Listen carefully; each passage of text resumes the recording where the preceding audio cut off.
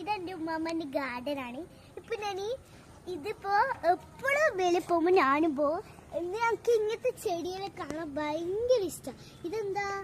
ഇതെന്തോ ഫ്രൂട്ട്, തക്കാളിയാവും തോന്നുന്നു. തക്കാളി ഇങ്ങനെ ഇതാകുമ്പോ ഇതെന്ത് കാണും, തക്കാളിയാവും. ഇതൊന്നും തക്കാളി എല്ലാം തക്കാളി. വേറെ എന്തെല്ലാം വിരിയുന്നുണ്ട്. പിന്നെ ഇങ്ങനത്തെ ഇതും. പിന്നെ നമുക്ക് കുറച്ച് ഫ്ലവേഴ്സും കൂടി ഉണ്ട്. കണ്ട മുളക്. അപ്പോൾ നല്ല രസമുണ്ട്. നമ്മൾ പച്ചക്കറിയൊക്കെ വേണ്ടിട്ടുള്ളൂ. ഇതാണെങ്കിൽ വയലറ്റ് പേരക്ക. ആദ്യമായിട്ട് വയലറ്റ് പേരക്ക ഒന്നുന്ന്. ഇത് വലുതായാലും എല്ലാവരും പോയിട്ട് പറിക്കാണ്ട് ചെടിയൊന്നും ഇല്ലെന്ന് പറഞ്ഞത്. ഇത് കുറച്ച് പൂവ്. പിന്നെ ഇതെല്ലാം ഇങ്ങനെ ആയോ? ഇതെല്ലാം എൻ്റെ ഉമ്മാമ കമ്പോസ്റ്റ് ആക്കിയിട്ട് വെക്കുന്ന.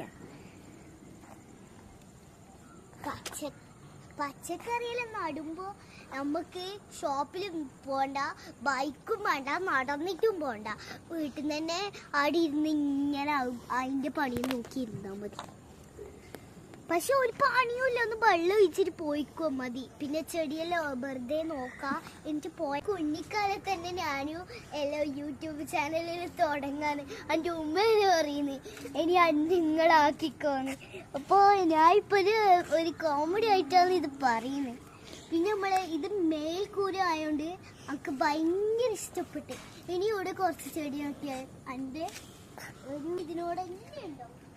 പന്തലാണ് കോട്ടക്കയിലോ ഇത് വളർത്തി വെക്കാൻ തന്നെയാണ്.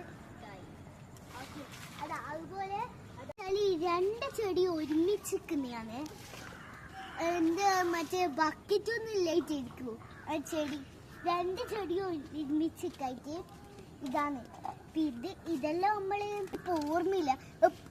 പണ്ടിൽ കുറെ ഓർമ്മ ഉണ്ടായിരുന്നല്ലോ. പിന്നെ അതുപോലെ പാട്ടൊന്നും ഓർമ്മയില്ല ഇപ്പൊ. നല്ല അടിപൊളി ഈ മാങ്ങയിലുള്ള മാവ്.